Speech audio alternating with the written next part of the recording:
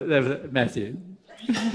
Sorry, AJ, I was just going to ask you to say that one more time, like to forgive your parents for creating the desire in you to... Why did I you got attract? confused. If you're in a relationship with this man, whatever he's done, let's say he went and cheated on you, right?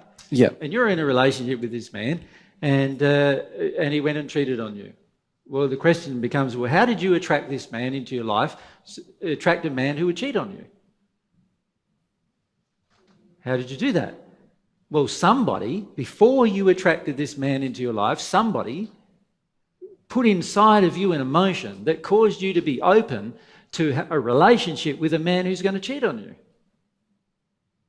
In other words, someone put inside of you the concept that it was okay to be in a relationship with a person who's going to cheat on you. Somebody did it, and it certainly wasn't him, because he wasn't there before then. So that's the effect of not forgiving. That's the effect of not forgiving somebody. Of somebody, yeah, but not necessarily the person who you attracted. It's definitely not the person definitely you attracted, not. because Okay. it was in you before you attracted him. So it's definitely not him.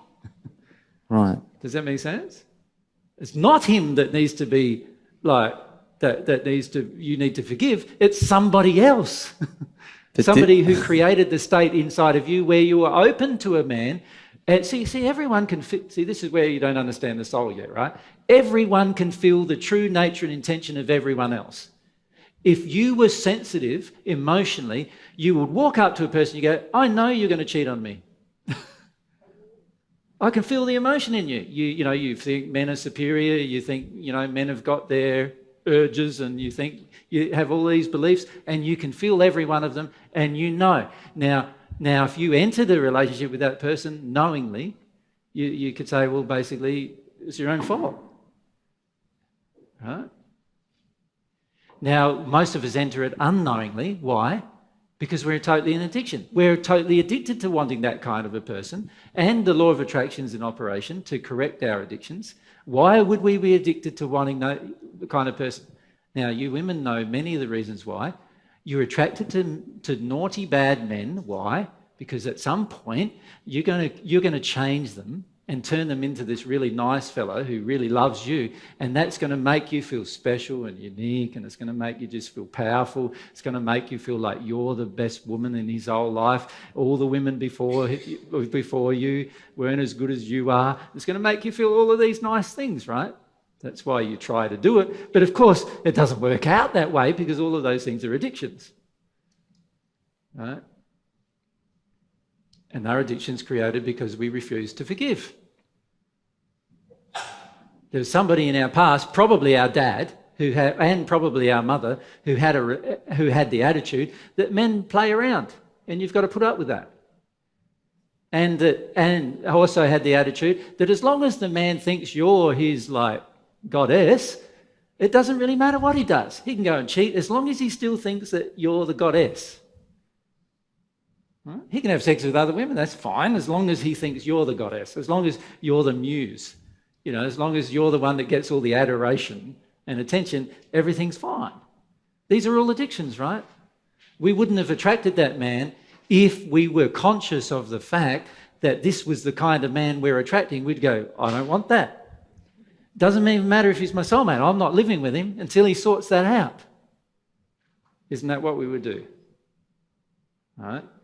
So the reality is, here's an example of most people go that he cheated on me, I'm angry with him, I suppose I have to forgive him. No, you don't. You have to repent for the fact that you attracted him into your life because you refused to forgive somebody else.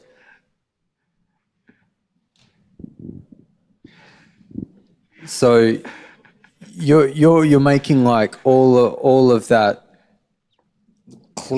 of issues and stuff like that. You have to repent for the fact that you've now dragged someone else into all of that and involved them in all of that and projected that onto them and had this yucky shit relationship. You've involved them in all your drama because you refused to forgive somebody else in your childhood. Yeah. So you can't blame them for that. No, you can't. Okay. You can't. How can you blame them? They weren't there in your childhood when you first had that injury, and they weren't there with your choice to not deal with that injury. It was probably your parents also told you not to deal with it. There's two things to forgive them for. But the person you just attracted probably wasn't that person who was there. Yeah. Do you follow? I do, but I still want to say, but they did the bad thing, though. They did the bad. I can feel the buts coming at me. Like, fair enough. You want to go but. But I'm telling you, okay, this is why you don't forgive. This is why you don't repent, because you're not even seeing the truth of what's going on in every relationship. Right? I can't blame my ex-wife, ex-partner, whatever, for the fact that I attracted her into my life. That was my choice. When are you going to own up to your own choices? When? And then when they go away and do something that is in harmony with my soul condition because I refused to forgive something in my childhood, what can I expect? Of course that's what they were going to do. I attracted that kind of person for a reason, because I have refused to forgive somebody else.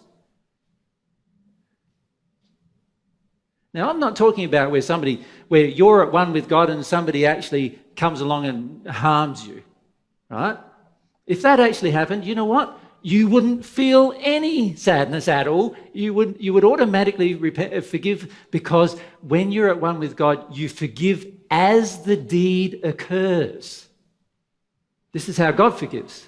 See, God forgives. When you're at one with God, somebody can be punching you in the nose and you're forgiving them before they even begin to do it, because you can feel their intention to do it and you're already forgiving them for that. That's where you're headed. If you really want to forgive, that's where it will be in the end. Does that make sense?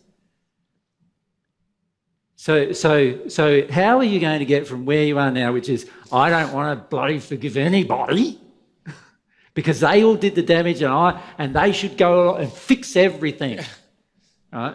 Bearing in mind that it's pretty impossible to fix what's inside of you if you refuse to do anything about it, but that's how we feel.